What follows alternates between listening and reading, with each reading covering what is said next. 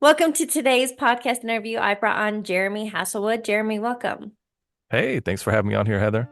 Please give listeners a little background. Where do you live and what do you do?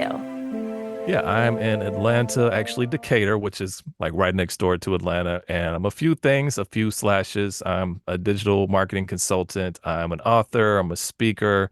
And then the personal things, father, brother, all that jazz. But I make my living with helping other people.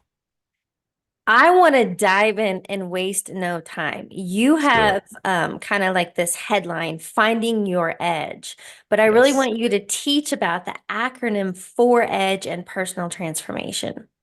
Yeah, sure. So finding your edge, E.D.G.E is an acronym, and it came about really through, gosh, I wrote a book about this, and the book was about 10 years in the making, and it documents what I went through with my personal journey of following my dream and finding my purpose. And really, once I followed this dream, and it didn't really turn out how I thought it was going to be, and that dream was music. So I'll just put it out there so there's no secrecy or anything. We'll paint the picture. I moved from my home in Oklahoma when I was 20 years old with a friend of mine and followed a dream. We're going to make it in the music industry. I moved to Atlanta and we did that for several years and got to a point till I was in my late 20s. And it just became kind of like a dream that it didn't sit right with me anymore. I didn't like the way it felt. I didn't like the industry. I just wanted to create and be an artist. So I decided to walk away from music and I didn't really know what to do at that point. I was going through this period of really trying to rediscover myself. And so I talk a little bit about that journey, but I bring all this up because it's relevant to Edge. And this model that I accidentally created is really eliminating distractions, discovering yourself, generating goals, and then enacting discipline. So that's the acronym for EDGE.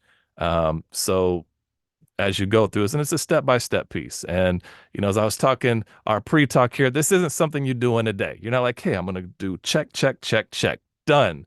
Like this is work, and you really get out of this what you put into it. It takes time. It takes um, dedication to being able to really disconnect from what you've been up to this point in your life and making that choice to change and transition to something else, which actually is the edge. An edge is the end of one thing and the beginning of another thing. So that work you're doing on yourself is the transformation and it is Yeah. the edge. So that's how we're starting it out today. Good. And I want to talk more about those four disciplines. But even on Yeah. that note, the idea of rediscovering yourself, something that's been very top of mind. And one of the earliest personal development books I read was The Alchemist, Hmm. and the idea of being on your hero's journey. Yeah. And what I understand from that, so if people are not familiar with this, you can literally Google hero's journey. There's 12 stages, call to Yeah. adventure, and like Hmm. you go through this literally a journey. And think about different movies kind of have these climaxes and Hmm. stories, but kind of the idea of that call to adventure, many people, because they have fear of the unknown, will stay living life in mediocrity in their comfort zone. Yeah. So when they come to the edge, how can we help them go over it rather than settling? Yeah. And I love the hero's journey, by the way. Like I've studied that and I talk about it a little bit in my book.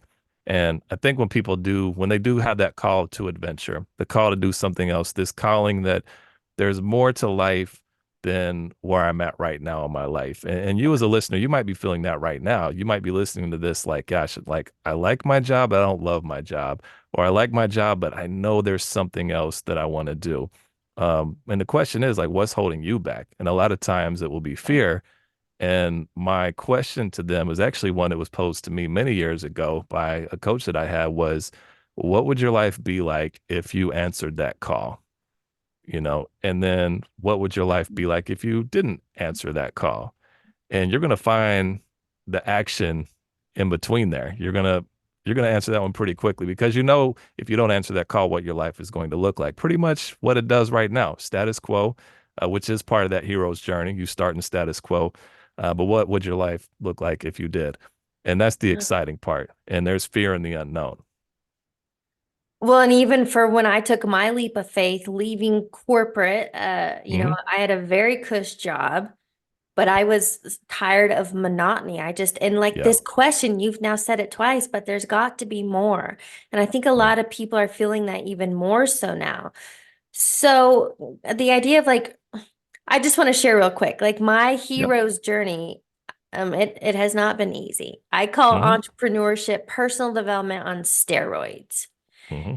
But anytime I feel stuck or kind of in that doubt or like this is hard, I could just get a job again. To me, looking back where I came from, like it was soul sucking. And I Hmm. could never go back to a 9 to 5. So it's kind of like, that headline, Yeah. choose your hard. Yeah. Staying stuck is hard and growing and evolving is hard. Choose your hard. Oh man. When you said soul sucking, that resonated with me because I had Yeah. a job and I loved the people that I worked with, but I hated the job. Yeah. And I'm in a cube all day. I'm looking at spreadsheets for 9 hours. And I was like, this must be what hell looks like. It was for me, not Yeah. for everybody. It's Yeah. just not my personality. It's not my interest. But I was like, this is not what I want to do. This is not what I want to be. And I think for you, and you've discovered this in the entrepreneur or people that have taken a chance, when you do that work, you take that leap of faith. And yes, it will be very hard at some points. You'll have a lot of successes, though, that you won't have just running status quo. But on those points where you look and you do question, like, gosh, maybe I should go back. If you just like pause for a moment in there and you take inventory of your life and actually what you have accomplished so far, even in that journey, it's like that I'm good. I've got the tools that I need and I've Yeah. come this far. Like it's we've come too far to turn back and I don't want to go back to that. It's time to keep Right. growing. Okay, so I want to go back to the acronym EDGE. The very first Yeah. one, eliminate distractions. Not too long ago, I did a poll on social media. It was actually on LinkedIn. And I did Okay. a poll asking, what is your biggest distractor? Hmm. Food, alcohol, shopping, gambling, or social media? Hmm. And it was at least 40%. It might have been more, but at least 40%. So the greatest amount, people's distractor is social media, scrolling and numbing out on social media. Yeah. So I'll just share. I literally had to delete some of the apps from my phone because I knew I was Yeah. wasting time and it wasn't moving me forward. It was doing nothing for me but wasting time. So let's talk Yes. about other distractors in our life and how to eliminate them. Yeah. Well, and I think you hit the number one. Even without a poll, I would say not even necessarily social media, but just your phone, period. Yeah. Because whether it's social media or gaming or news or stocks or whatever, like you can really be plugged in. Even if you're looking at stocks, you're like refreshing every like, I don't know, 5 minutes every hour. And you're like, I want to see how much, like you can become obsessed with it. And I was actually having a similar discussion today about distractions with somebody, and we were talking about phones being probably the number one, and your poll suggests that as well. But I do think that there are those other pieces that you mentioned that are distractions that we may not necessarily be aware of. Like television can be a distraction, and I'm not saying television in itself, but I do think that overconsumption of television can be. I think that it is healthy to watch TV sometimes. You need that break. You need news or entertainment or whatever.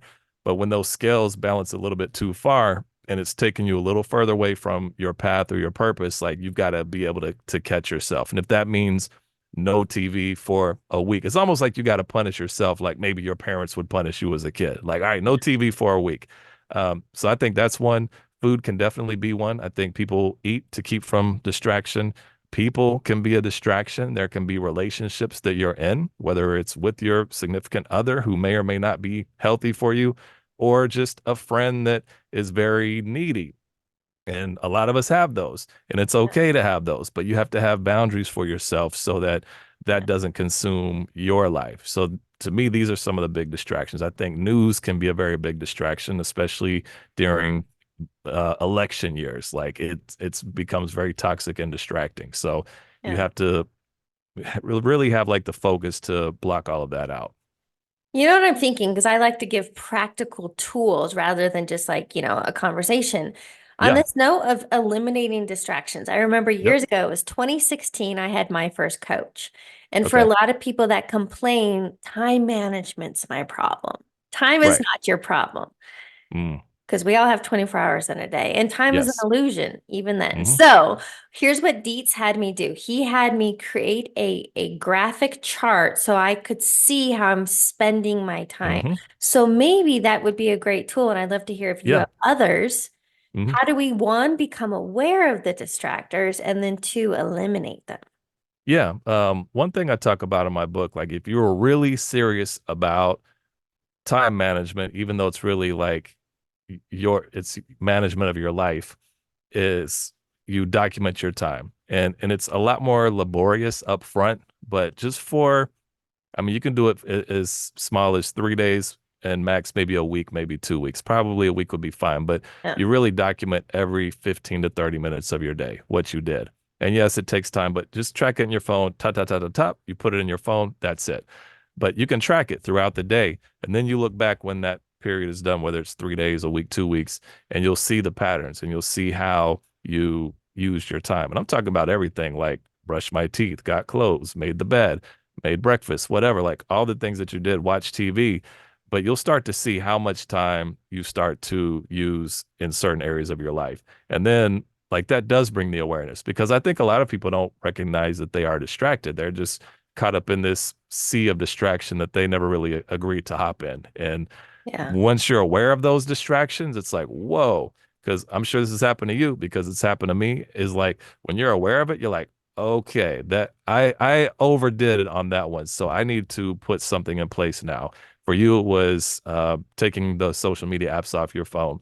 The same for me. Like I had to take games off my phone, um, cutting off cable or whatever, but getting rid of things. And I didn't miss Yeah. it. And you probably Yeah. don't miss those distractions that you had either. No, I don't. What just came to mind, what you shared is kind of the idea, and something I talk about a lot is many people are living life in autopilot. So this is Yeah. just, and that's why self-awareness is the piece. So then when we start becoming conscious and aware, then we can be living more intentionally. Hmm. So step number two, discover self. What does that mean? Yeah. So discovering yourself is really about doing the work on you. And this work is a whole lot easier once you have eliminated those distractions. Because if you're trying to work on yourself, but you're still fleeting to every distraction, you can't really go as deep as quickly as you could if you're really focused on working on yourself. So discovering yourself, there's not necessarily one tool. There's many ways that you can do work on yourself. It could be as simple as counseling. It could be coaching. It could be taking different assessments that can help you, like personality tests and things like that. It could be journaling. Like, I think these are all really great ways that you can learn insight about yourself, like internally and then externally through like a counselor or coach or something like that who can help bring those out of you. So that would be the work on discovering yourself. Like for me, it was, taking several assessments, journaling, and Yeah. kind of having these aha moments. And when you do this kind of work, you'll recognize that there are certain attributes and characteristics about yourself that stand out.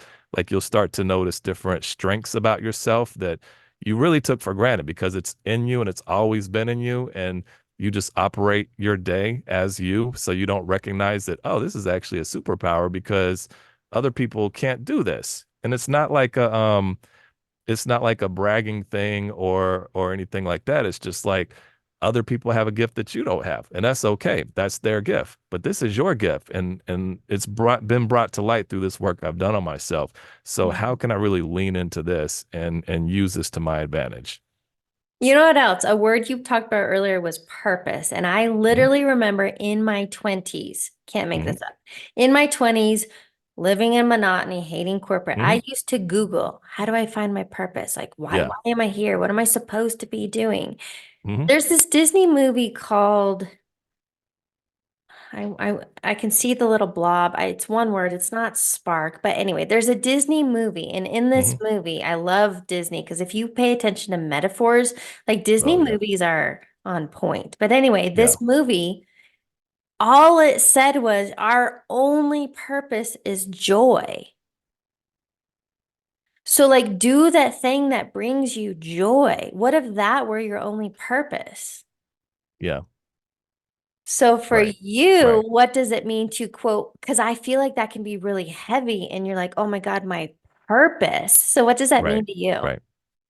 Yeah, and I think we overthink purpose. I Yeah. think we believe that purpose does have to be something huge. Like if you're not changing the world with something, then you've failed at your purpose. Yeah. And I always look at purpose could be very localized. It could be treating people with kindness. It could be maybe your job is not to be an entrepreneur or CEO in a corner office. Maybe you're supposed to be a grocery store clerk. And your purpose is to be kind to people because that's the only kindness that they're going to receive that day. Mm. So it's not looking at like I'm really good at basketball, so I'm supposed to be a basketball player. Well, maybe you're not good at basketball. Maybe there's some other attribute about you that's really good, and how can you best utilize that? Yeah. So, and that will be a lot more clear once you do some of that work on yourself. You'll have a better understanding.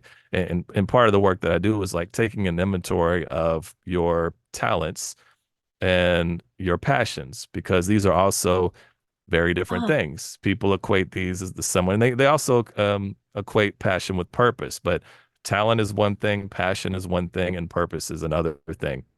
So I'll work with clients and say, okay, let's just list all your talents, whether you like them or not. Because even though that job that I hated and I was working in a cube with spreadsheets, like I'm pretty decent with Excel. I'm not a wizard, but I'm decent at Excel. So it is a talent, but it is not a talent that I enjoy. So list all of your talents, list yeah. talents that you actually enjoy, and Mm. then list your passions. Like I'm passionate about traveling, I'm passionate about college football, but that doesn't mean I'm going to be a college football player. I've missed my boat on that. I'm too old and I'm not athletic enough.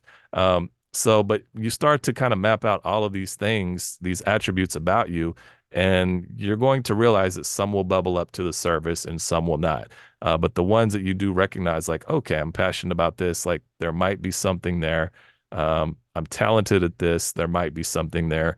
And I really believe that your purpose is at the intersection of your talents and your passions. Isn't that the E.D.G.E or whatever?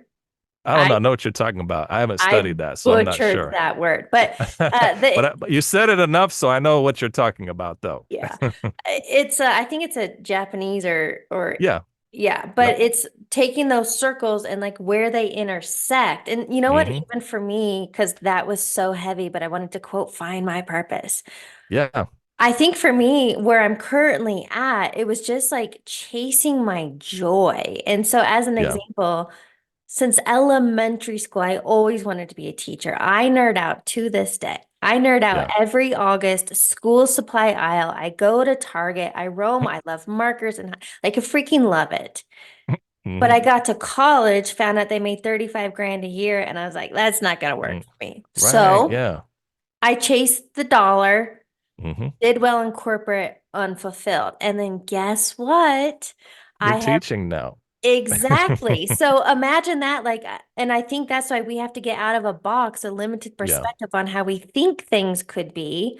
Right. Because could I have imagined teaching as a podcaster and a coach? No, but I Right. freaking love this stuff. Yeah. Yeah. But in your mind and what you were shown as a child is a teacher is a person in a classroom full Right, of students. It's not, there's other ways to be a teacher and to right. operationalize teaching. Yeah. And even on that note, I think now I'm kind of intersecting being authentic and Hmm. authenticity and whatever. But on that note, I know I'm not for everyone, but I would Yeah. never try to be. But Yeah. the feedback I get is I love how blunt, to the point, digestible you make information. Yeah. Well, and I think that's the gift in the work that you do and the work that I do. Like we both do, some of our work crosses over, but it's also like, and that honestly, like that's what kept me from finishing my book for a while is because I'm like, man, there's a million like personal development and life transformation books. Why would someone care about what I have to say? You Yep. know, like they can go to these well-known authors and get what they need, but it's Yeah. just what you said. It's like not everybody wants to hear from those people. They may not be able to relate to them. There's Right. your audience, people that listen to your podcast may not be able to relate to me, but they're tapped in with you because there's something about you or your story that really resonates with them that doesn't with me and vice versa. So it's like Yeah. you have a unique voice and there's more than one leader on leadership, and you're following maybe 20 people, but you have an authentic relationship with them. Your audience may be 5 million people. I don't know how authentic you can be with 5 million, but they're getting something from you. So when we do that comparison game, we kind of dim our own light. So it's like just do 100%. you and Yeah. pursue the areas that you are here to do, that you're put here to do. And it's okay. Don't worry about that. Like, I'm on your podcast. You're not a competitor. Like, we have a message. We're trying to do good in this world. And whether it's your voice or my voice, like, let's come together and do something positive. Right, collaborate. So on that note, comparison, and again, I intentionally follow a very small amount of people because mm I fell into imposter syndrome and self-doubt and mm who am I to, because I'm mm comparing my chapter 1 to someone's chapter 20. Right, right. Yep. Ugh. All right, Easy to so do. I want to move into G, generate Yeah, goals. And I think this sure. one's huge because I Yeah, find in conversations I have, most people lack clarity and vision. yeah, yeah. And the generate goals piece, comes after you've done the work on yourself because, in my opinion, if you start, a lot of people want to start with generating goals. Like, hey, we're trying to find a purpose. Let's set some goals. It's like, Yeah. man, you got to slow down, simmer down for a minute because there's work to do before you actually get up there. Clear your mind, eliminate distractions, know who you are so that when you create your goals, you're coming from an informed and an emotionally responsible perspective because you know that whatever goals you create are going to align with who you are and what your talents, your passions, your purpose are. So, I mean, the goal setting piece, I mean, the model I teach is not a new model. It's an old model. It's like, the whole SMART goals. And I actually took the A out. So it's just SMART SMRT, where it's like specific, measurable, realistic, and time bound. And I feel like I can't, like, if there's a model that I can improve, like, I'll take something, borrow this from here and there, and I'll make it my own. But this is like, to me, an amazing model because it checks all the boxes. Like, if you have a goal that's not specific, then you can't really achieve it. It needs to have some specificities to it. And you need to be able to measure, did I accomplish it or did I not? Yeah. And if you can't measure it, if you just put some, just very vague goal out there, that's not really a goal. I think that's more of like an idea. Is it realistic? And that can be debatable because some people may say, well, to you, maybe it's not realistic, but to me, it's realistic. But I think you have to know like the bounds of what's possible for you. And you can stretch that. I think it's okay to have kind of like stretch goals that can be realistic.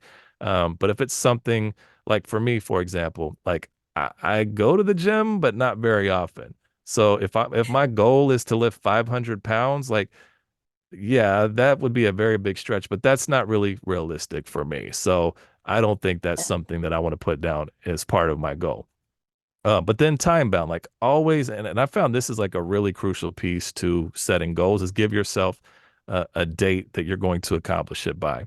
And this has helped me out a lot with goals that I set because and that time that also needs to be a realistic time frame because for me if my goal was to lift 500 pounds at the gym and I want to do it by in 2 months from now, like, number one, that's not realistic, and that timing that I put behind it, that's not realistic either. But even though I put a time bound amount to it, but here's kind of the catch. Let's say you set a goal, you've checked all these, it's specific, measurable, realistic, and you reach that deadline where today is the day where I said I was going to accomplish my goal, and I'm not there yet. So now what do you do? And what I've done for me personally, and I've coached people to do is like it doesn't mean you take it off the table. It could mean that, but if like let's reevaluate it. Maybe we didn't give ourselves enough time, but let's readjust our time if we need to a realistic time. Like if we're 90% there and we know we need to adjust our time maybe 3 more months and give ourselves that new deadline and evaluate it, then we'll reset it. Or if we get to this time and we're just not even close to it, then I think we've reached a point where, you know what? It's time to shift and pivot and let's do something else. So that's the generation of goals piece. I like a lot of that, but I want to challenge you on something. Yeah, please do. Because I had somebody, I got a DM, I think it was last week from a gentleman. Yeah. It's like, how do I set realistic goals? hmm So I challenged him and I said, well, that word alone, you're already starting in with limitation. hmm Okay. Now, I understand what you're saying. So, for example, let's say you're broke and you're like, I want $100 million in my bank account. Yeah. So I think that's possible, but there's going to be Mm, some identity shifts and habit shifting in your money mindset. There's going to be some hmm. steps along the way. So Yeah. maybe even how could we talk about raising that bar to set realistic stretch goals, but also Hmm. understanding there's incremental steps in Mm, between true. s- Yeah. to close the gap. No, I think that's a valid point. So if there is a stretch goal, like in your example, whether it's $100 million, and as we talk about this, I also see how closely related time bound and realistic can be. But let's say it's 100 million. Okay, if that's the goal, like one, let's put a timeline to that. But in between that timeline and now, yeah, let's check in whether it's every quarter. How are we doing? Every 6 months, whatever it is, and Mm. see and let's set mini goals. In the first 6 months, I need to have X amount of dollars. Or for me, lifting weights, I need to be able to lift 200 pounds by this point and 250 by this point.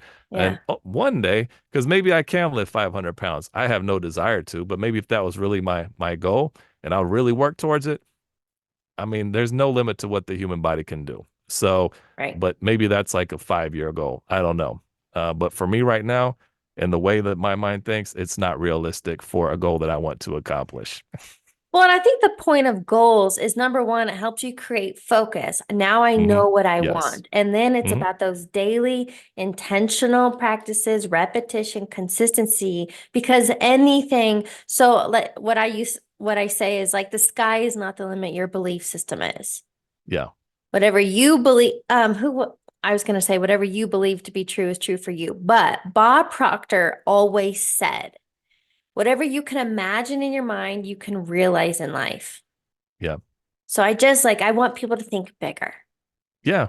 No, and I believe that. And I'm always like, even when you're creating a goal, I would recommend you pushing yourself. Like, okay, so if this is the goal, what would happen if we stretch that a little more? So if I wanted 100 million, what if I want to do 125 million? Or if my goal is 500 pounds, what if I wanted to lift 550? Like, how can we take our goal? Because it's kind of like our initial limitations, like kind Yeah. of like you're saying in our mind. But if that's the initial limitation, then what if we stretch that even a little bit more? And if we don't hit that, maybe we still hit our original limitation that we set for ourselves. All right. The final E is to enact discipline. And I think this is what separates the best from the rest. It does. And that's actually, you already stole my thunder with this without knowing it. Because you just talked about setting goals and then doing something about it consistently. And that's really what enacting discipline is. Because if you've done all this work on yourself, eliminated distractions, done the discovery work on yourself, generated goals, but you do nothing with it. It's like you did all of that work just to have information about yourself. And it's like now is the point where we need to do something about it. So Yeah. it's doing something. It doesn't have to be every single day, but it does need to be consistent because I believe that like consistent action will provide consistent results, and like you don't, if I'm using our examples that we've kicked so many times now. If I'm trying to do 500 pounds and $100 million, I'm not going to do that by not going to the gym. Like I need to go almost every day to do that. I have to do something to with money or work or entrepreneurship or build relationships that will help me get to $100 million.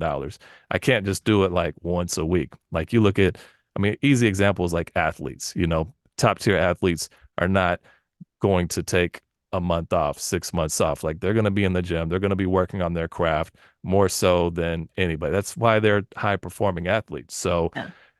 that that's what it takes, that level. I mean, maybe not the level of a high performing athlete because that's more work than probably 99% of people want to do. But how can you be more consistent? And what can you do? Set a goal for the week and then achieve those goals. And that helps you to enact that discipline. Okay, this is a great segue. You mentioned, well, it was in your form, but that our Yeah. mind controls actions. I Mhm. talk so much about mindset and that internal narrative. Most people are their own worst critic, not their biggest cheerleader. Mhm. How important is mindset in all of this? Yeah, mindset will make or break you. Yeah. And our mindset, and I believe that the biggest battle is of the mind. It's blocking out the noise.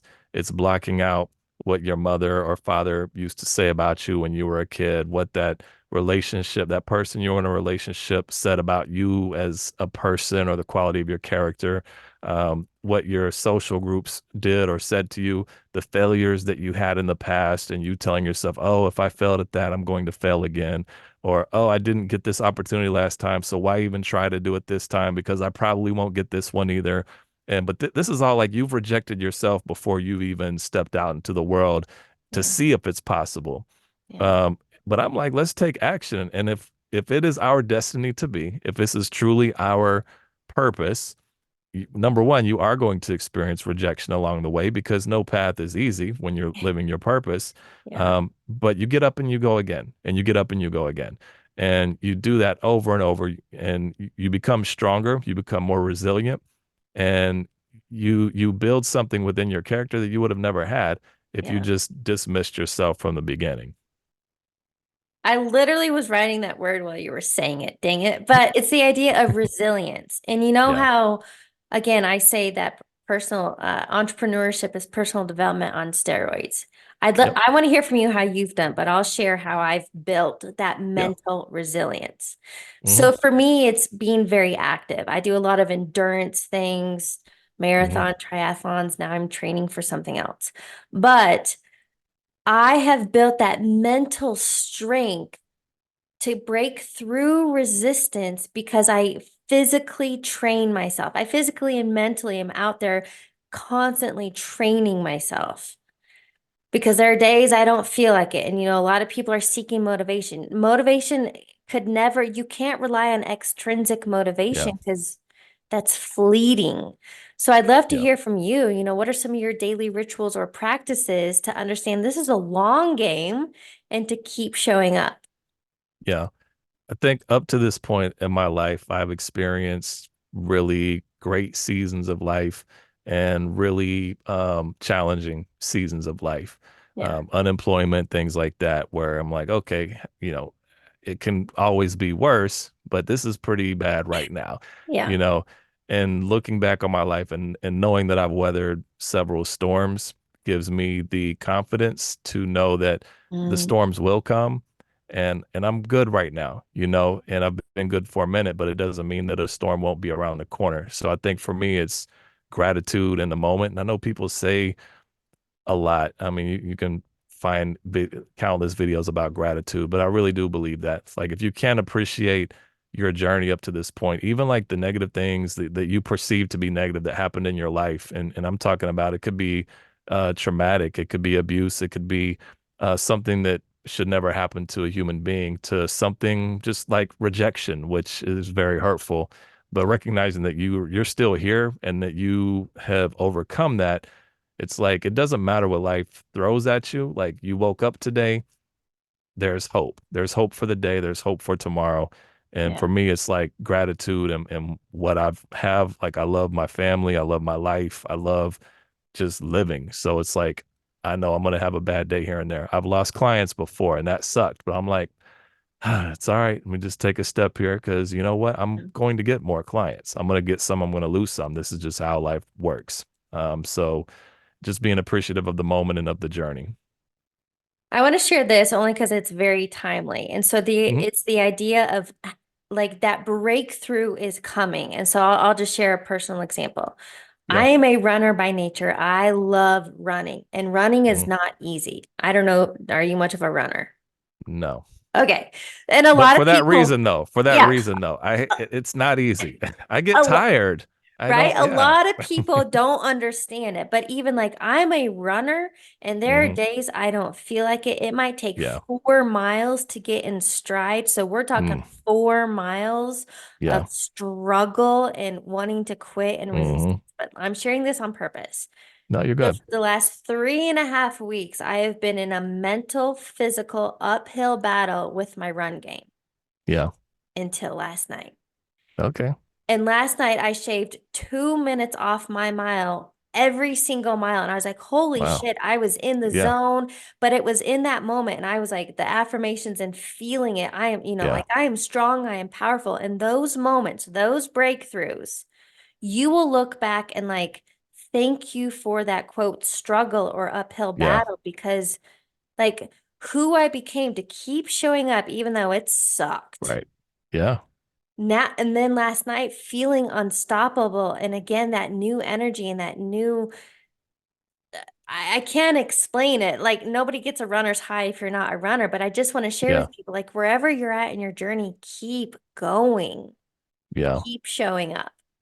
No, and that's so true. Like showing up for you, every day, do it for yourself. A lot of us have demands and people who depend on us, Yeah. and you can't be there for them if you're not showing up for you. So showing up for you today is what everybody listening to this needs to do. And if you're listening to this at 11:59 p.m., still show up for you before you put that head on the pillow and go to sleep. If you're listening to this on the way to work, man, show up for you and you'll experience that. Like being able to overcome, just like you were talking about, Heather. It's like what you feed your mind, like those affirmations. Like when you hear that negativity start to crowd into your thoughts, like punch back at it with like something positive about yourself.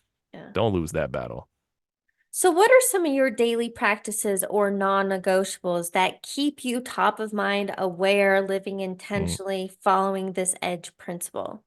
Yeah. I mean, one, just wake up. I'll come downstairs. My office is downstairs in my home. And I usually take like the first hour and I'm either writing or praying and sometimes it's all of these things, just kind of level setting my day. Um, Working on my social for the day, looking at my calendar for the day, getting ready for the day. And that's it. Like I don't have some elaborate thing where I'm like I'm getting up at 5 a.m. and I'm, doing this and that. It's like I've fallen into this rhythm that I'm comfortable with. And, I used to study different people and what their routines were. And I tried to do some of them and some work and some don't, and I think people need to find what works for them. Like I'm at a place in time in my life now where my kids are out of the house. So it's like the dynamics are different than if I Mhm. had kids in my house. Some of these things are harder to do, especially if you're a stay-at-home parent and you don't have an hour to yourself. People would kill for that. So to be able to have that and get my mind right and focus for the day, like that's it. Because once 10:30 rolls around, like that day is coming at me and Yeah. there's no turning back. So I really preserve that first hour of my day. Well, and the reason I love asking that is you're right. Everybody does things differently, and there's no right or wrong. So figure out what works for you. But I think it's Yeah. that consistency, the daily disciplines, and the big word I got from you is having that focus. Yeah, for sure. Here's what I want to ask. I love your principal edge, and we covered a lot of different things today. What do you Mhm. believe is a key takeaway you want listeners to get?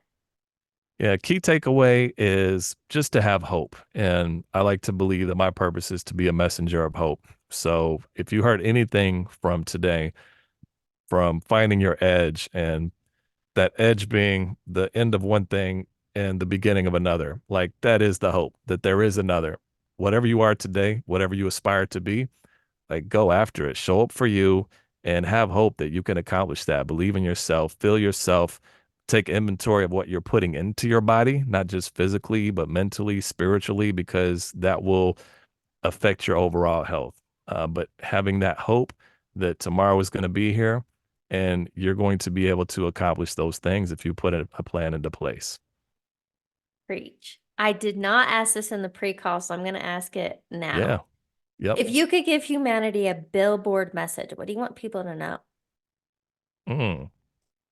Gosh, I don't want to repeat myself because I want to say like there is hope, but I would also put you are loved because Mm, somebody loves you, whether it's and if you don't love yourself, there's somebody, there's a parent, there's somebody, but there is love in this world and you are loved. great message. All right. I'd love to wrap up the interview, so I have a few rapid fire questions for you. All right, let's go. You got to give me a new one. What is a quote or motto Mm. that you live by? Yeah, this is definitely a new one. Okay. And this quote actually is no, gosh, now I'm gonna mess it up. Oh man, I had a quote in mind, but it just left me, and now I'm freezing up here. Let's go to the next one. Circle back to that one. Next one, because this is Okay. rapid fire. All right. What is a book you're currently reading or highly recommend in this space? In this space, actually, I'm not reading anything right now, but I would highly recommend my book, Finding Your Edge: How to Unlock Your Talent and Purpose. All right, then we got to come back to quote or motto. Okay. Um, my quote is, um, and I actually have to look it up now because I had it, and I'm failing at this rapid fire because there's a quote that I live by, and it's like as soon as you asked me, it went shwoo, and it left the room.